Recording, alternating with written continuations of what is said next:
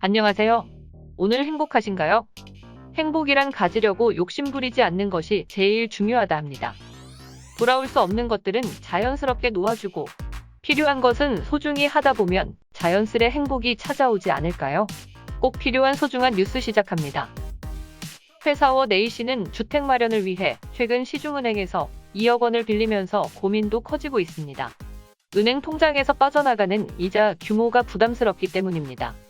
지난해 40에서 50만 원이었던 이자는 70에서 80만 원으로 훌쩍 올랐습니다.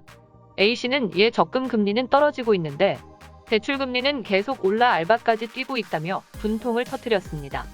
한국은행은 지난달 25일 한국은행 기준금리를 연 0.5%로 동결했습니다.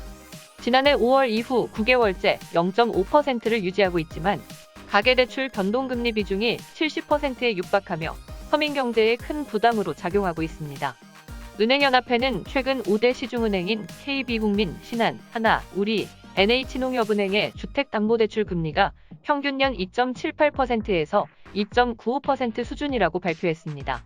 지난해 하반기만 해도 2.45%에서 2.7% 수준이었던 주담대 금리가 5개월 만에 0.3%포인트 넘게 상승했습니다. 이처럼 가계대출 금리는 기준금리와 달리 빠르게 상승 중입니다. 두 금리의 차이가 발생하는 이유는 적용 대상이 다르다는 점이 가장 큽니다. 한국은행 기준금리는 한국은행 금융통화위원회에서 결정하는 정책금리를 말합니다. 한국은행과 금융기관 간의 환매 조건 부채권 매매 RP와 대기성 여수신 등의 자금을 거래할 때 기준으로 적용됩니다. 이 거래는 일반적인 개인 대출이나 주택담보대출과는 다릅니다. 우선 거래 기간이 7일 이내로 매우 짧으며 만기가 길수록 대출 금리는 높아질 수밖에 없습니다. 하지만 코로나19로 경제 불확실성이 커진 상황에서 만기가 7일 이내인 기준금리를 내릴 때 만기가 몇 달, 몇 년에 이르는 일반 대출이나 채권 금리가 일괄적인 움직임을 나타내기는 어렵습니다. 현재 한국은행과 자금 거래를 하는 금융기관들은 한국에서 가장 높은 신용도를 가졌습니다. 우리나라 시중은행과 같은 대형 금융기관의 신용도는 이른바 트리플 A입니다. 이들과 거래하는 금리인 기준금리가 내렸을 때 신용도가 이보다 낮은 개인이나 기업의 대출금리 역시 같은 폭으로 내려갈 리가 없는 것입니다.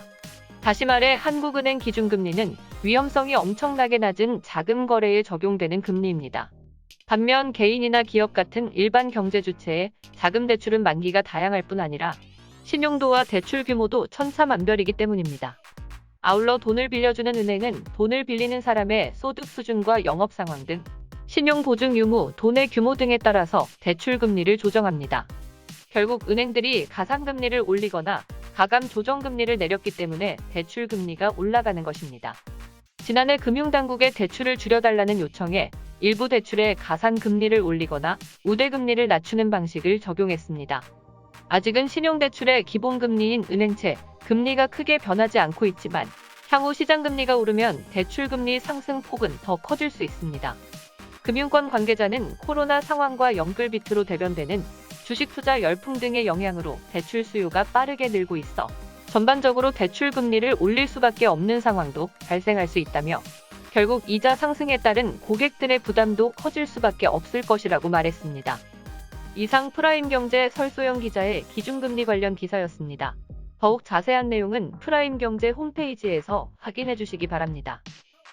안녕하세요. 힘든 요즘 과거로 돌아가서 시작을 바꿀 수는 없습니다. 하지만 지금 시작하면 미래를 바꿀 수 있습니다. 여러분, 우리 뭐든 시작해봅시다. 하이브리드 AI 아나운서 김정은이 전하는 뉴스 오늘 여기까지입니다.